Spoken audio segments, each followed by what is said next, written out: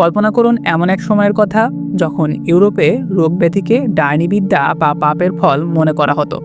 ঠিক সেই সময় 1000 বছর আগে স্পেনের সেভিলসে একজন মানুষ ছুরি কাছে হাতে নিয়ে মানবদেহের রহস্য উন্মোচনে ব্যস্ত ছিলেন। তিনি ইবনে জোহর। পশ্চিমা বিশ্ব তাকে চেনে অ্যাবেন জোয়ান নামে। তিনি কেবল একজন চিকিৎসক ছিলেন না, তিনি ছিলেন বিদ্রোহী, যিনি প্রথাগত ভুল চিকিৎসার বিরুদ্ধে লড়াই করে আধুনিক সার্জারির ভিত্তি স্থাপন করেছিলেন। 1094 সালে আন্দালুসিয়ায় জন্ম নেয়া ইবনে জোহর ছিলেন জৌহর পরিবারের সদস্য। এই পরিবারটা ছিল ডাক্তারদের খনি।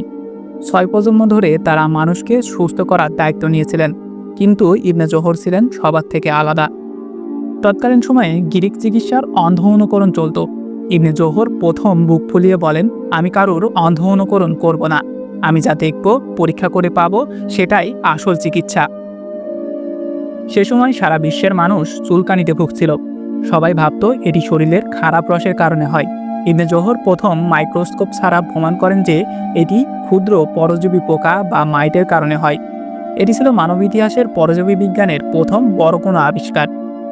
তিনি পচাগলা ঘা বা আলসারের সফল অপারেশন করেন এবং দেখান কিভাবে কৃত্রিম উপায়ে খাবার খাইয়ে মানুষকে বাঁচিয়ে রাখা যায়, যা আজকের দিনের ফিডিং টিউবের আদি রূপ। সার্জারি বা অস্ত্রোপচারকে তখন খুব নিচু মানের কাজ মনে করা হতো, কিন্তু ইবনে জোহর একে অন্য উচ্চতায় নিয়ে যান।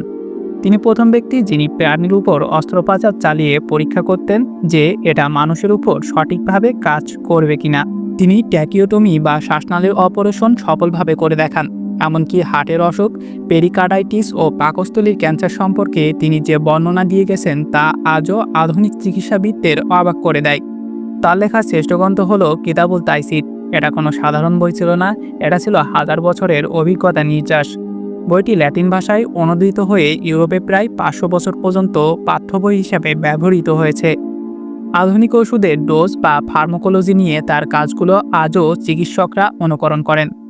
বিখ্যাত দার্শনিক ইবনে রাশদ তার প্রশংসা করে বলেছিলেন, ইবনে জোহর হলেন চিকিৎসকদের শ্রেষ্ঠ আদর্শ। ইবনে জোহর শুধু একজন মানুষ ছিলেন না, তিনি ছিলেন একটি প্রতিষ্ঠান। তিনি শিখিয়েছিলেন প্রশ্ন করতে, পরীক্ষা করতে এবং প্রমাণ করতে।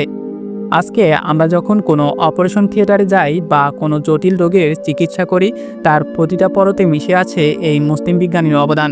ইবনে জোহর যিনি আমাদের শিখিয়েছিলেন অন্ধবিশ্বাস নয়, পর্যবেক্ষণই হলো বিজ্ঞানের আসল শক্তি।